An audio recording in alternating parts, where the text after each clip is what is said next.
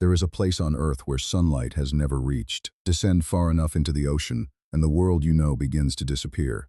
First, the colors vanish, then warmth, then almost every familiar shape of life. Above you are miles of water. Beneath you is a landscape of trenches, volcanic ridges, black plains, and fractures in the crust that human eyes have barely seen. And somewhere in that darkness, according to one of the most mysterious religious texts to survive from the ancient world, there may be another kind of boundary. Not a boundary between countries, not between land and sea, but between the world of human beings and a place ancient writers believed God had placed beyond human reach. A prison, an abyss. A region connected with the deepest waters of creation, where rebellious beings wait under divine judgment. That is the claim. And if you search the Book of Enoch looking for it, something extraordinary happens. You do find a journey into darkness. You do find the waters of the deep. You do find a terrifying abyss. You do find beings who are bound and prevented from escaping. And you do find God ordering that one of the most infamous rebels in the story be buried beneath jagged stone and hidden from the light. But there is one problem. The Book of Enoch never simply says, "There is something sealed beneath the modern ocean floor." That sentence is ours. The ancient text says something stranger, and to understand what it means, we have to reconstruct a map of the universe that no longer exists. A map in which the sea was not merely water, the deep was not merely depth, and the places beneath creation were connected with chaos, death, judgment, and things humanity was never meant to control. So tonight, we are not going hunting for a monster at the bottom of the Pacific. We are going somewhere far more dangerous, into the world that the writers of Enoch believed existed underneath ours. And the first clue is hidden in one simple word: deep. Long before sonar, submarines, satellite maps, or remotely operated vehicles, the ocean represented one of humanity's greatest unknowns. A sailor could cross its surface. A fisherman could lower a net into it. But almost no one could know what existed far below. Ancient people knew that the sea had depth, but beyond a certain point it became inaccessible to ordinary human experience. That made it more than geography. It became a symbol, a boundary between what could be seen and what could not, between order and chaos, between the inhabited world and something older. The Hebrew Bible itself preserves traces of this way of thinking. In Genesis, the flood is described not only as rain falling from above, but as the opening of the fountains of the great deep. Yale Bible Study notes that the Genesis flood story imagines waters being released from both above and below, drawing on the cosmic waters of creation. And then there is the Book of Job. Near the climax of Job's suffering, God asks him a series of questions designed to expose the limits of human knowledge. Have you entered the springs of the sea? Have you walked in the recesses of the deep? Have the gates of death been revealed to you? The sequence is remarkable. Sea, deep, death. Not because the text is giving us modern oceanography, but because these locations belong to the same mental geography, regions beyond normal human access known completely only to God. That ancient geography matters because the Book of Enoch was born inside a world filled with ideas like these. And Enoch does not merely mention the deep, he goes there. At least in the vision. The Enoch of Genesis is almost frustratingly mysterious. He appears in the generations before Noah. He lives 365 years, he walks with God, and then he disappears. Unlike almost every other figure in the genealogy, Genesis does not simply say that he died. Instead, he is taken by God. That tiny opening in the biblical story became one of the most powerful invitations in ancient Jewish imagination. If Enoch had been taken away, where did he go? What did he see? What could a man who entered the divine realm know about the architecture of creation? Centuries later, writings circulated under his name. What we now call 1 Enoch is not best understood as a single book written by the historical Enoch. It is a collection of Enochic writings developed over time. Modern scholarship places important early Enochic traditions, including material associated with angels and astronomy, within the Jewish world of the Hellenistic period, and the Dead Sea Scrolls preserve Aramaic witnesses to Enochic works. That last detail changed everything. For a long time, the most complete version of 1 Enoch was preserved in the Ethiopian language Ge'ez. Then manuscripts from the Judean desert revealed that Enochic writings had circulated in Aramaic many centuries earlier. The Israel Antiquities Authority identifies manuscripts of Enoch from Qumran Cave 4 in Aramaic. One featured manuscript, 4Q Enoch, is dated approximately 150 to 50 BCE and contains part of the story of the fallen angels. So when we enter the strange geography of Enoch, we are not entering a medieval internet legend. We are entering an ancient Jewish apocalyptic tradition that genuinely existed long before modern conspiracy culture. And it begins with rebellion. The story expands a brief and cryptic passage from Genesis 6. In Genesis, the sons of God take human women, and the mysterious Nephilim appear. The biblical account moves past the event quickly. Enoch does not. In 1 Enoch, these heavenly beings become the watchers. They see human women. They desire them. They make a collective decision to descend. Their leader fears that the others may abandon the plan and leave him alone to bear the punishment. So the group binds itself together with an oath. Then they cross the boundary. They enter the human world. And according to Enoch, what follows is not merely sexual transgression. It is the contamination of creation. The Watchers reveal knowledge that human beings were not supposed to possess in this way. Weapons, sorcery, astrological secrets, techniques associated with violence, seduction, and forbidden heavenly knowledge. Their offspring become giants. Violence spreads. Blood fills the earth. The created order begins to collapse.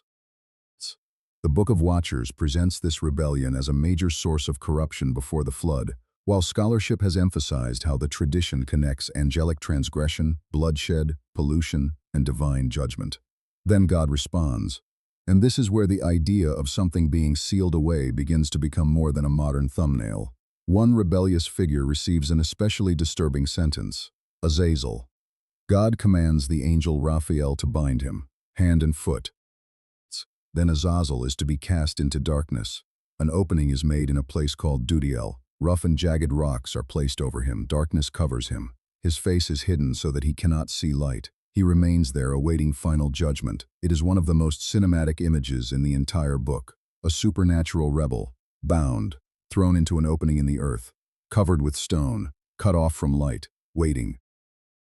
If someone told you that Enoch describes God sealing a dangerous being beneath the world, that would not be an unreasonable summary. But notice something. Dudiel is not identified as the floor of the Atlantic Ocean. The text describes the location in association with wilderness or desert imagery. And that immediately creates our first contradiction. If the famous rebel is buried in a desert, why do modern interpretations place Enoch's prison under the sea? Because Azazel is only one piece of the puzzle. The other Watchers receive a different description. God commands Michael to bind Semjaza and his companions for generations in the valleys of the earth until the time of judgment. Eventually, the text says they will be taken to a fiery abyss and a prison in which they will remain. Valleys of the earth, abyss, prison. Already the geography is becoming difficult to map onto a modern globe, and then Enoch himself is taken on a journey. This is where the story changes, because up to this point, we have heard God pronounce the sentence. Now Enoch is shown the architecture of punishment. In chapters 17 through 21, he travels through regions at the edges of creation. The language becomes almost dreamlike. Fire behaves like water. Mountains rise into impossible spaces. Stars become beings. He sees treasuries of natural forces. He reaches places where ordinary flesh does not walk. And then he comes to the waters. The text says Enoch sees great rivers. He enters great darkness. He reaches a place where no human body walks, and there he sees what the old translation calls the place whence all the waters of the deep flow.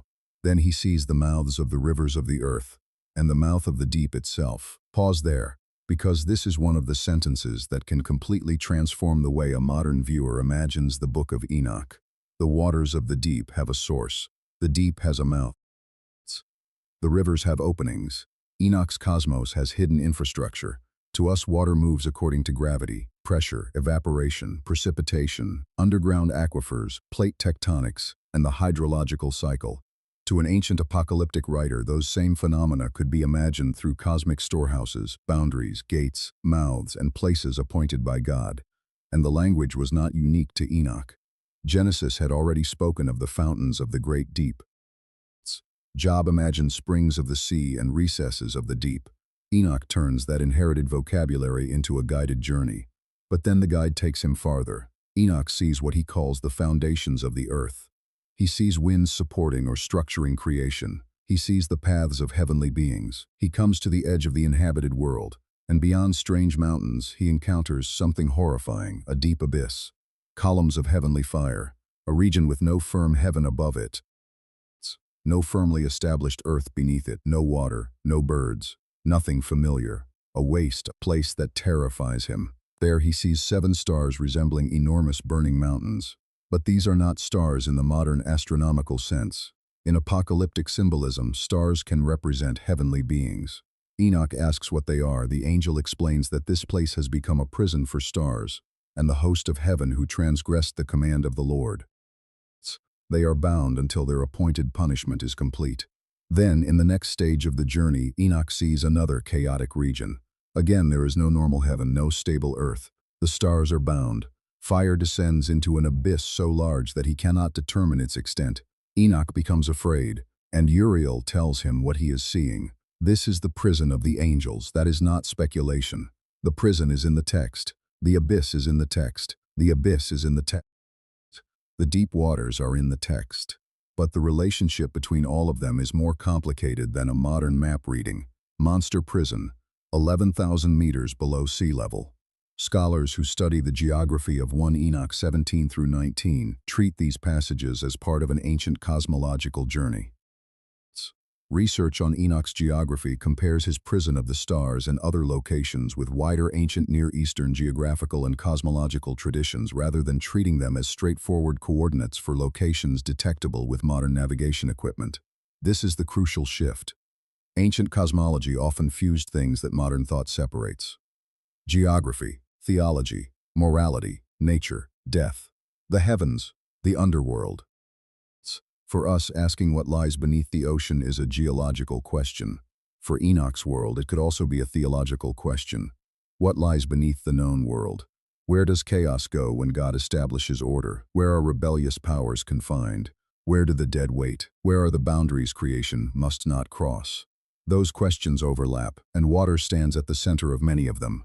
Think about the opening of Genesis. Before dry land, before plants, before animals, before human civilization.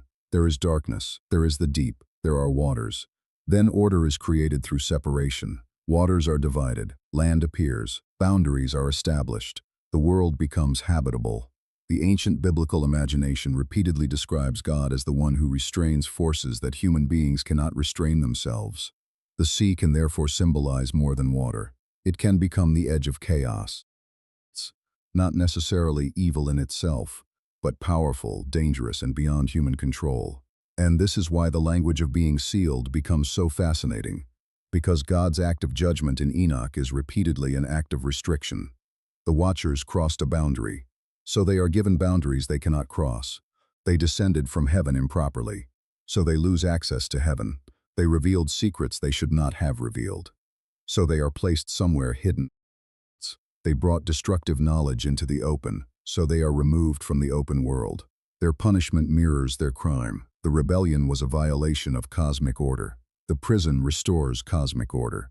That may be the real reason Enoch's language feels so powerful, even 2,000 years later. The horror is not that a monster exists. The horror is that something once had freedom, and God took that freedom away. But then another question appears. If these beings are imprisoned, why imprison them at all? Why not simply destroy them? This question leads directly into the worldview of apocalyptic literature. The Book of Enoch does not imagine history as a series of unrelated accidents. It imagines history moving toward judgment. There are appointed times, there are sentences, there are periods of waiting, there are places prepared for judgment. Punishment can begin before final judgment without being completed. The Watchers therefore become prisoners awaiting a final cosmic verdict. Their existence between rebellion and final destruction creates tension. They are condemned. But the story is not finished. This idea appears again and again in later Jewish and Christian apocalyptic imagery.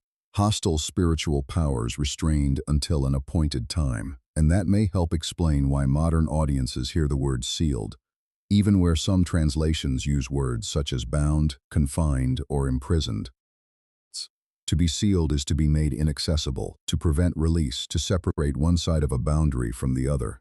The exact vocabulary may change, the narrative idea remains. Something crossed the line, God forced it back, and the line must hold. But we need to be even more precise. Because the Watchers themselves are not the only dangerous beings left after the rebellion. Their children die, the giants fall. But in Enoch's account, something remains. Their spirits.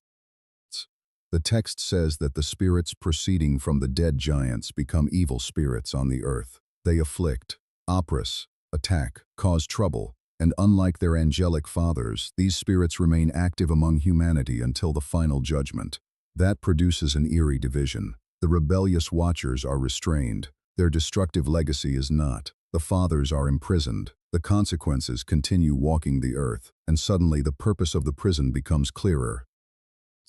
The text is not telling a story in which God completely erases evil the moment it appears. It is telling a story about containment. Judgment begins. Damage remains. Human history continues under the shadow of a rebellion that has not yet reached its final resolution. That theme is much more interesting than the idea of one sleeping creature under the Mariana Trench, because it raises a more uncomfortable question. What if the thing God sealed away was not a monster? What if it was knowledge? The Book of Watchers repeatedly condemns the revelation of forbidden mysteries. The angels possessed information, they crossed into the human realm, they taught it, and human beings used it destructively. This does not mean Enoch condemns knowledge itself. Enoch, after all, is a revealer of heavenly knowledge. He learns astronomy, calendars, cosmic order, judgment. The difference is not simply knowledge versus ignorance. It is knowledge within its proper boundary versus knowledge ripped out of that boundary. Knowledge tied to wisdom versus knowledge tied to domination. And that idea feels unexpectedly modern. Human history is filled with discoveries that can heal or destroy depending on how they are used. Fire warms a family and burns a city. Metallurgy creates tools and weapons. Chemistry creates medicine and poison. Nuclear physics illuminates the structure of matter and creates weapons capable of vaporizing populations. Artificial intelligence can expand human capability while creating new forms of manipulation, surveillance, and power. Enoch obviously knew nothing about nuclear weapons or computers, but the moral pattern is recognizable. The ability to know something does not automatically mean we are wise enough to use it. And in the Book of Watchers, the catastrophe begins when power arrives faster than moral restraint. Perhaps that is the first lesson hidden beneath all the angels and abysses. The forbidden thing is dangerous not only because of what it is, but because of what human beings become when they possess it. Still, the ocean question refuses to disappear, because even if Enoch's abyss belongs to ancient cosmology rather than modern bathymetry, the real ocean is more alien than most of us remember. More than half the planet is covered by ocean. The deepest regions exist under pressure so immense that an unprotected human body could never survive there. Entire ecosystems live without sunlight. Hydrothermal vents release superheated mineral-rich fluids from cracks in the seafloor. Volcanic ridges stretch beneath the waves. Trenches descend kilometers below the surface. There are animals that generate their own light because sunlight has never reached their world. The deeper we go, the less the planet resembles the one we experience on land.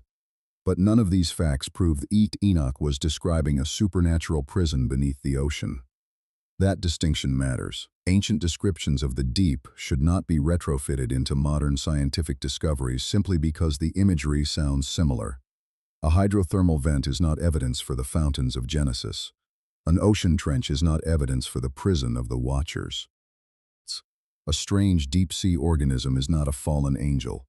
Historical investigation becomes meaningless if every new discovery is declared proof of whatever ancient mystery we want to believe. But the reverse mistake is also possible.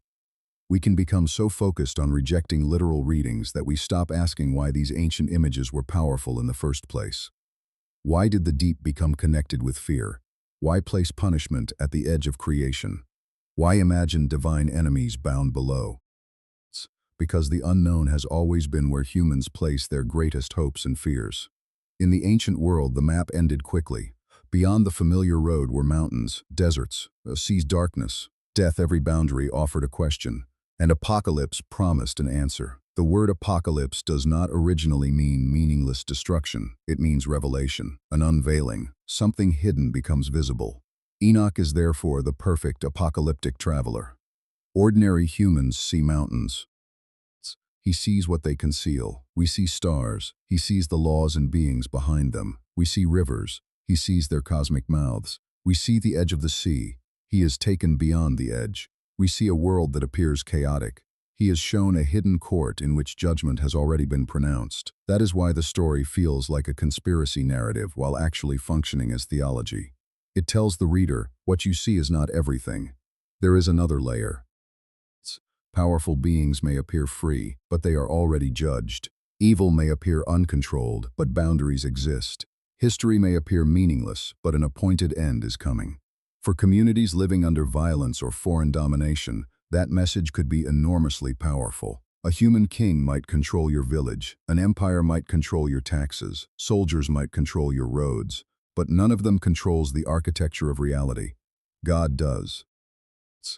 The Book of Enoch turns cosmic geography into a statement about sovereignty. God knows the places humans cannot reach. God controls the forces humans cannot control. God sees the beings humans cannot see. Even the abyss has an owner. That may be why the ocean imagery matters so much. To ancient people, the deepest waters represented the perfect symbol of uncontrollable power. You could not drain them. You could not command storms. You could not see the bottom. And yet the texts insist that God knows those depths. Job cannot walk in the recesses of the deep. God can question him about them. Humanity does not open or close the cosmic waters of Genesis. God does. Enoch does not discover the angelic prison by expedition. He has shown it. The mystery exists within divine control, not outside it. And now we can return to the word in our title, sealed. Was something literally sealed under the ocean floor? The historical answer is that 1 Enoch does not give us that simple statement. Azazel is bound in Dudael beneath rough stone and darkness. Other watchers are bound in the valleys of the earth before their final punishment. Enoch later sees an otherworldly prison associated with a terrifying abyss, and his journey includes the source or mouths of the waters of the deep. These images belong together inside the book's wider cosmic geography, but the text never hands us modern latitude, longitude, ocean depth, or a named seafloor location. The ocean floor interpretation is therefore an interpretation, not a direct quotation. But it did not come from nowhere. It comes from combining several ancient images: the waters below, the deep, the abyss, the prisons inside or beneath creation, the binding of rebellious spirits, the old biblical idea of subterranean waters, and the human instinct to translate ancient cosmology into modern geography. Once those elements are combined, it becomes easy to imagine a door beneath the sea. But perhaps the ancient writers would not have understood our question. Ask them, which ocean is the prison under?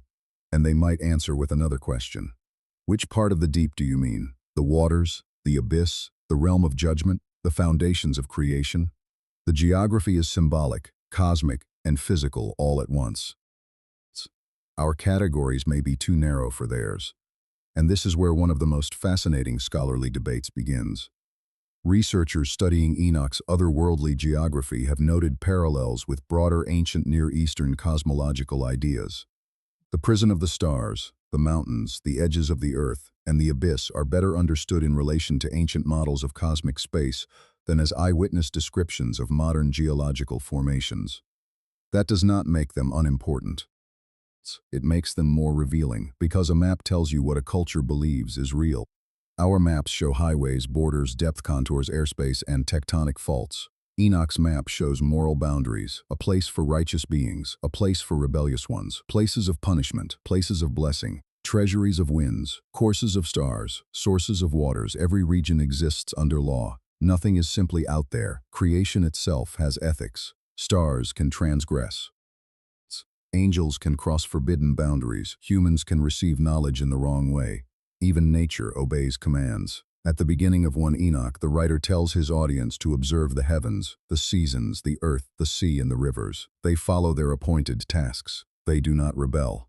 Human beings do. That contrast is easy to miss. But it may be the philosophical center of the entire mystery. The ocean obeys its boundary. The stars obey their courses. The seasons return. The winds move according to order. The tragedy begins when intelligent beings refuse their limits. The Watchers are not condemned because they are powerful. They are condemned because they use power outside its appointed order, and their prison becomes the physical symbol of a restored boundary. They would not remain where they belonged. So God creates a place from which they cannot leave. Seen this way, why God sealed it there has an answer. Not because God was afraid of the Watchers. The book never presents the Creator as struggling to keep them contained. They are imprisoned because divine judgment requires separation. Their punishment says something about the universe. Boundaries matter. There are things even powerful beings are not permitted to do. That lesson would have mattered deeply to ancient readers, and it may matter even more to us. Modern civilization is built around the destruction of boundaries. We cross oceans in hours. We communicate across continents instantly. We descend into trenches. We split atoms. We edit genes. We place machines on other worlds. We create synthetic environments. We produce technologies that would have looked supernatural to almost every generation before us. And for the most part, these achievements are extraordinary. But power creates its own temptation. If we can do something, why should we not? Enoch's answer would probably sound primitive to a modern technologist. Because not every boundary exists due to ignorance. Some boundaries exist because wisdom has a limit that power does not recognize. That is not an argument against science. The ancient author was deeply interested in understanding creation. It is an argument against arrogance. The Watchers know more than humans, and they still destroy themselves. Intelligence does not save them. Knowledge does not make them moral. Power does not make them wise. If anything, their greater knowledge makes their betrayal worse. And now the ocean becomes a perfect modern metaphor. Human beings have mapped the moon more completely than many regions of the deep seafloor. We send machines where bodies cannot go. Every year, new species are documented, new geological structures are studied, new ecosystems are revealed, the unknown retreats.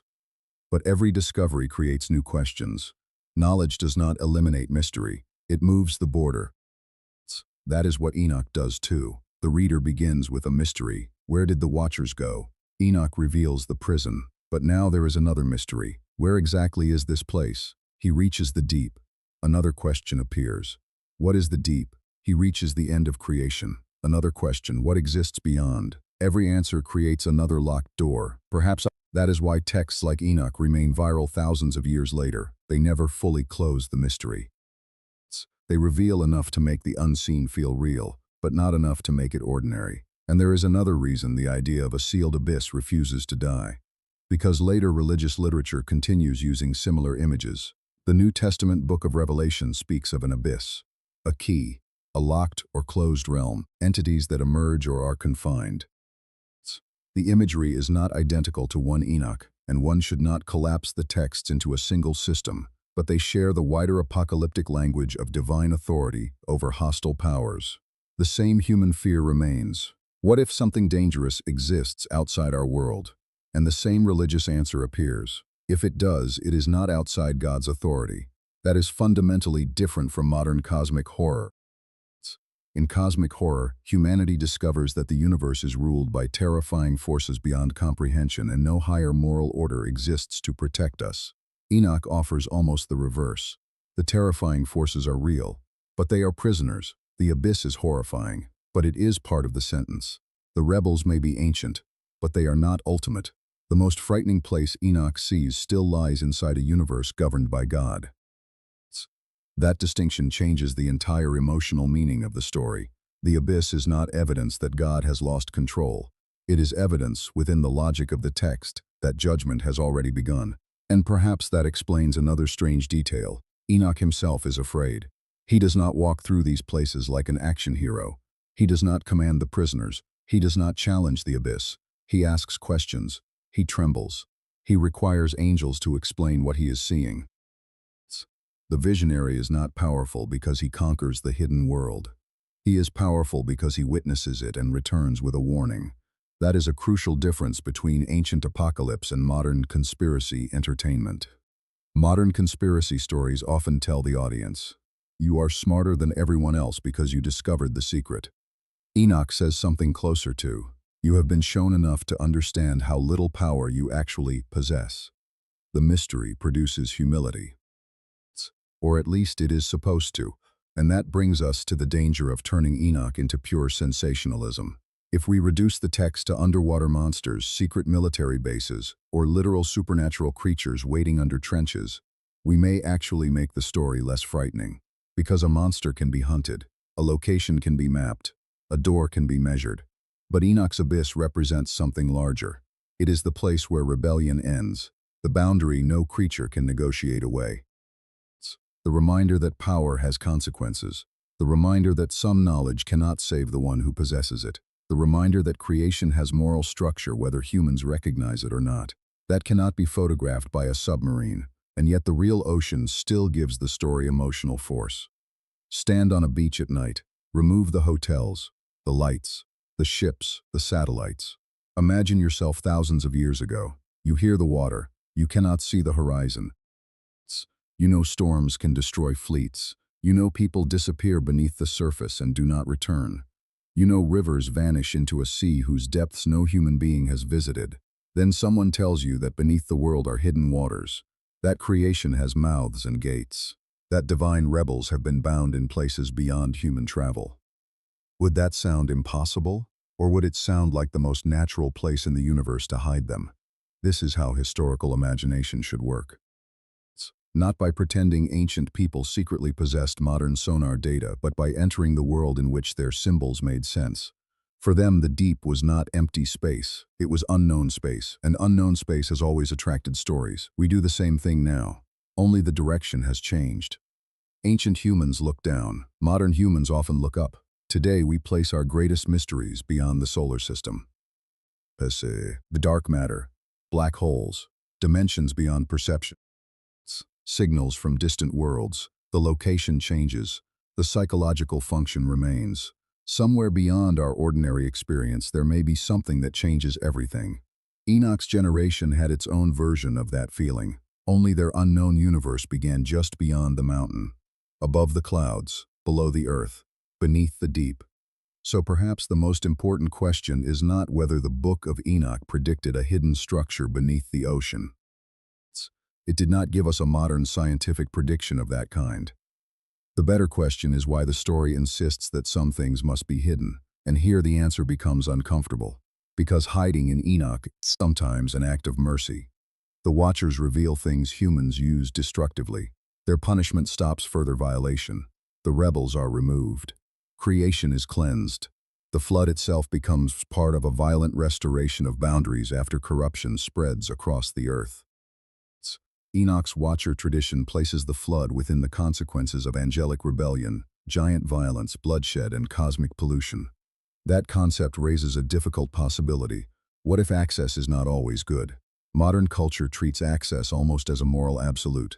Open the archive, open the database, open the border, open the source code, reveal the secret, expose the hidden. Knowledge wants to be free. Sometimes that instinct is heroic. Secrets protect corruption. Censorship protects power. Hidden evidence can conceal crimes.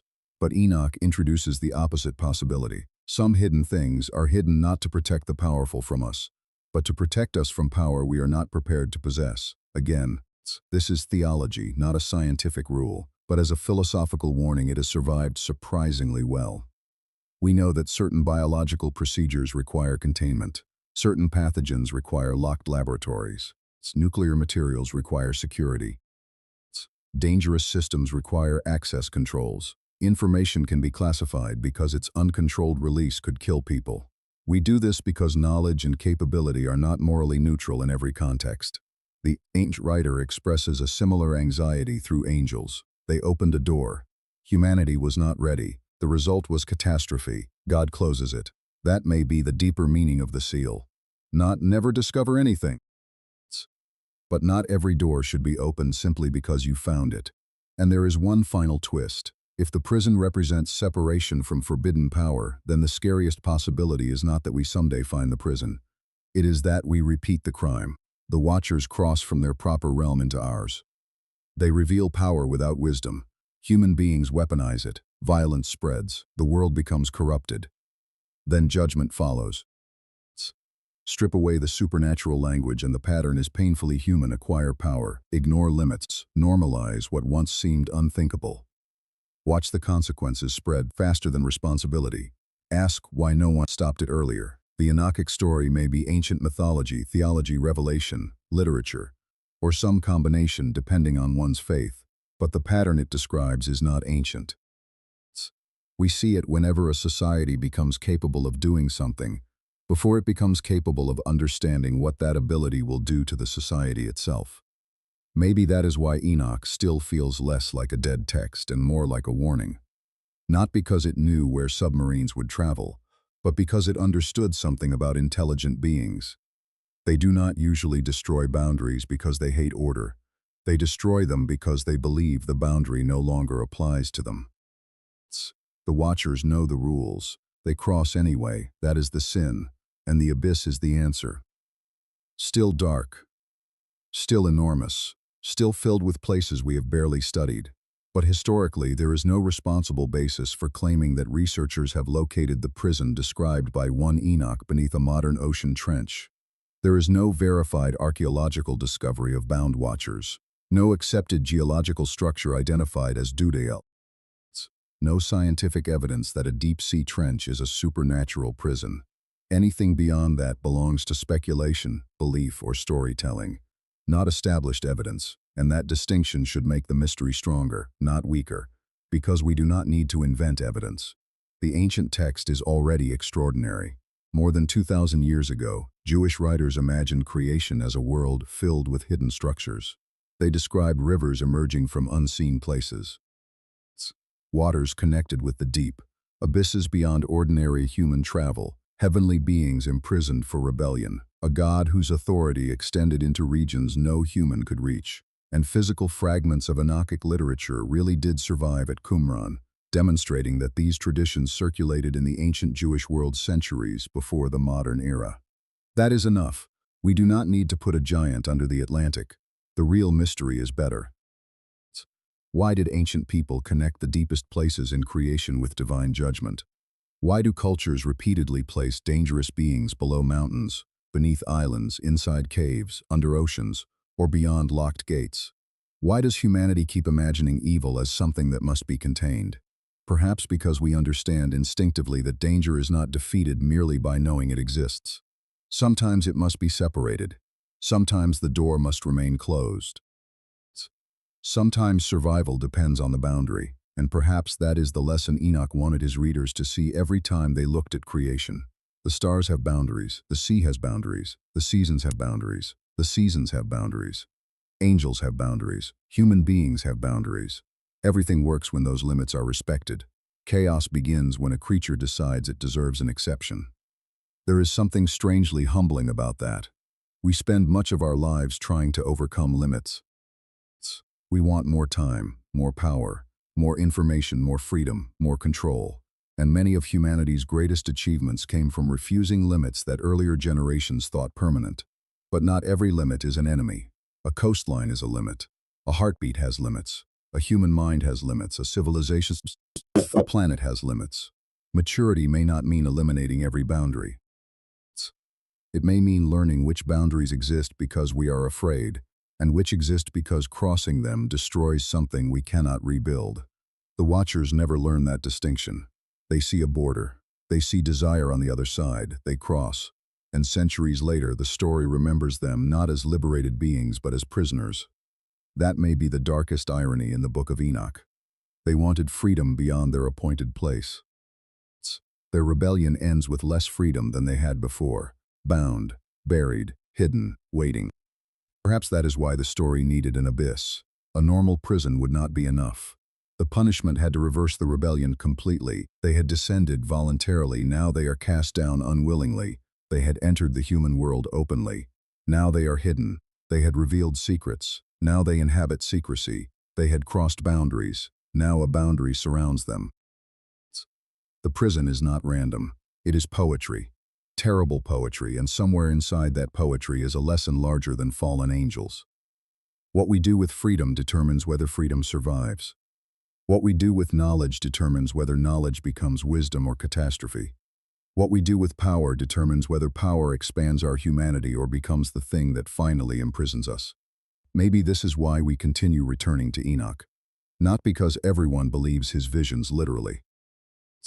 Not because historians can verify every otherworldly journey, but because Enoch gives physical shape to questions that never went away. Where does evil come from? Why does God allow destructive powers to exist? Are there limits to what humans should know? Does injustice have an ending? Is the universe morally ordered? And what happens when intelligent beings decide they answer to no one? The abyss answers with silence. The prisoners cannot escape.